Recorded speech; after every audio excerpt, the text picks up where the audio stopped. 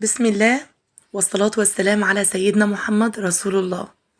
النهاردة راجعه لكم يعني بروتين قوي مفيش اختلاف عليه.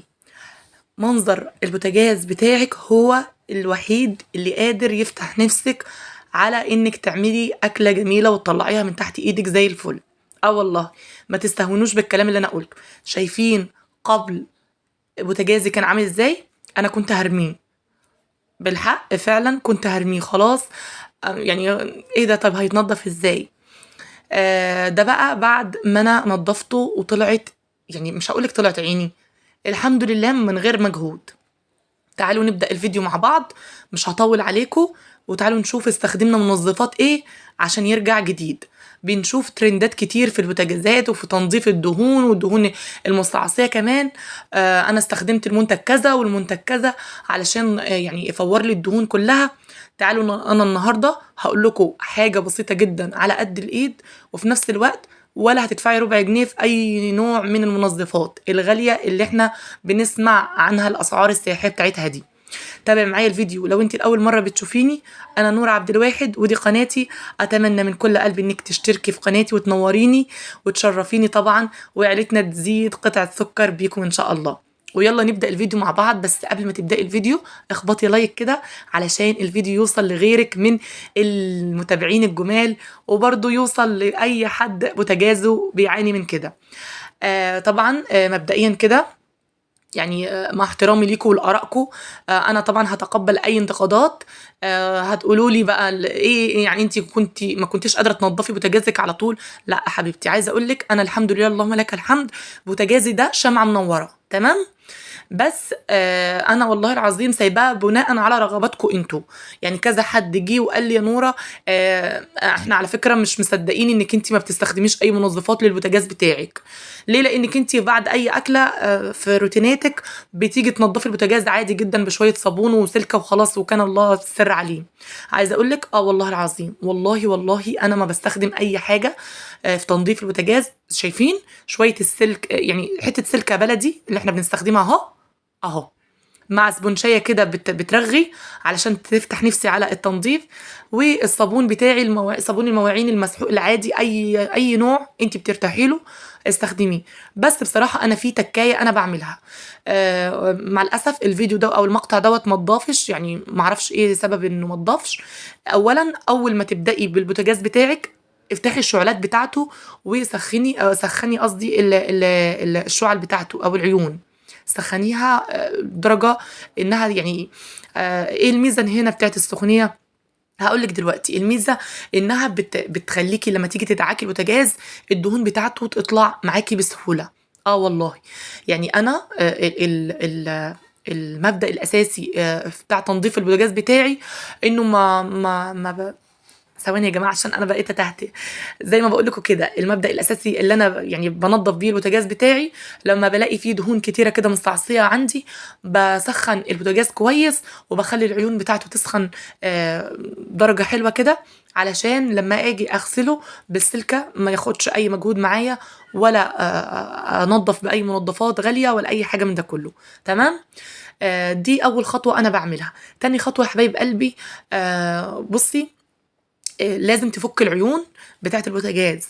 تجيبي بقى سكينه كده حلوه كده تكون صغيره وتقدري تتحكمي فيها، وتقعدي بقى تحكي كل، شايفين انا بوريكم على ايدي اهو، كل الدهون وكل الحاجات المحروقه دي كلها هتطلع معاكي بسهوله.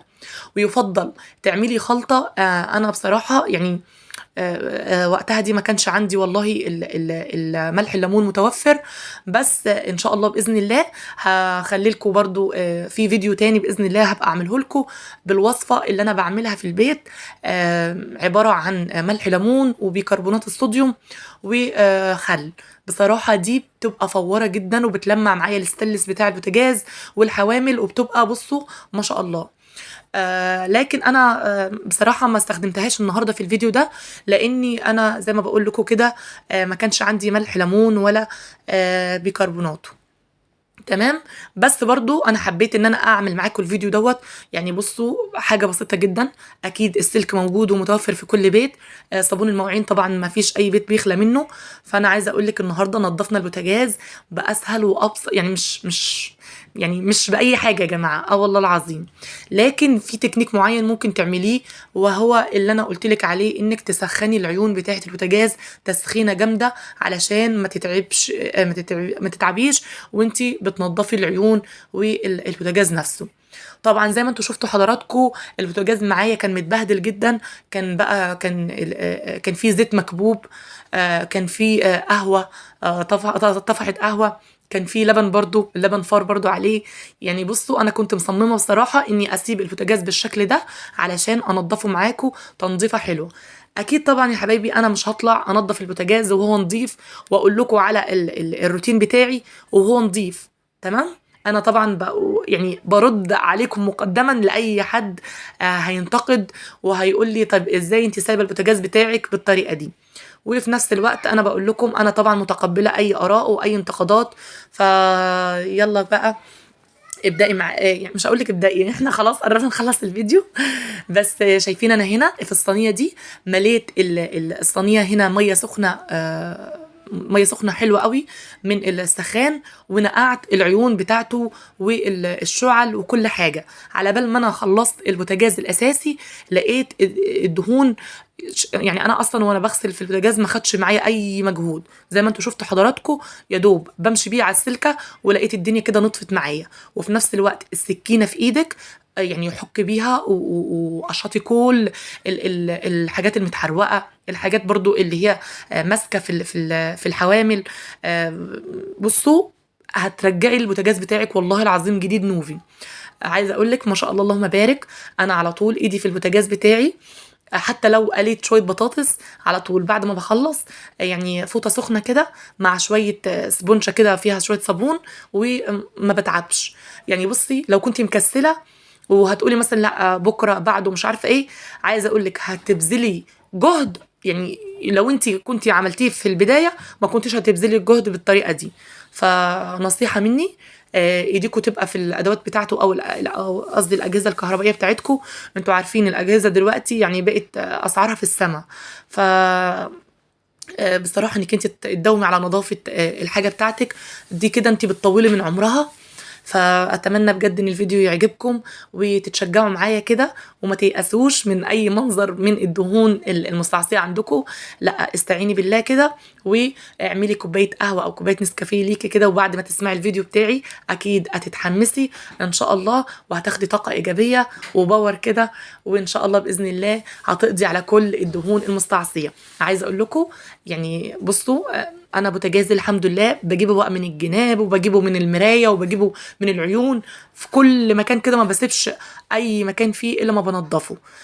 طبعا التنظيفه دي يعني هو بصوا انا الحمد لله طالما ايدك في الحاجه، فانا مش هقدر اقول لكم انا كل قد ايه بنضف البوتاجاز، بس هقول لكم على حسب استخدامي ليه. تمام. يعني ممكن مثلا اكون طبخه اكله مثلا فيها لحمه وطبيخ وصلصه والكلام ده، والبوتاجاز بتاعي اتبهدل، فبالتالي بقى لازم بعد المواعين لازم اغسله غسله نظيفه. تمام.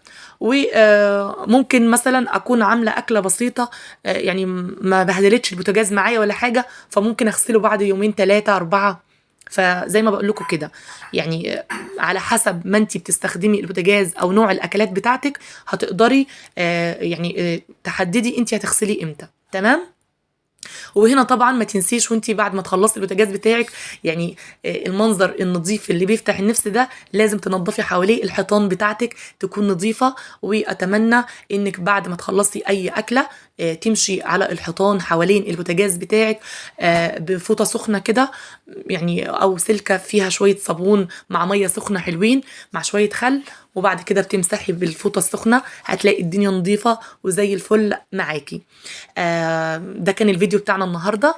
يعني انا ما حبيتش اطول عليكم، بس في نفس الوقت انا عملت الفيديو دوت سريع علشان ارد على كل حبايبي اللي قالوا لي احنا يا نورة عايزين نعرف انتي بتستخدمي منظفات ايه للبوتاجاز. فانا عايزه اقول لكم والله بدون اي منظفات بالمره، هي حته سلكه بلدي مع شويه صابون وكان الله بالسر عليم. اتمنى من كل قلبي ان الفيديو وينال رضاكم ويشجعكم. اتمنى انكم تسيبوا لي لايك وكومنت علشان الفيديو يوصل لغيركم من المتابعين، وتشدوا حيلكم شويه كده، خلي التفاعل يبقى عالي كده في القناه.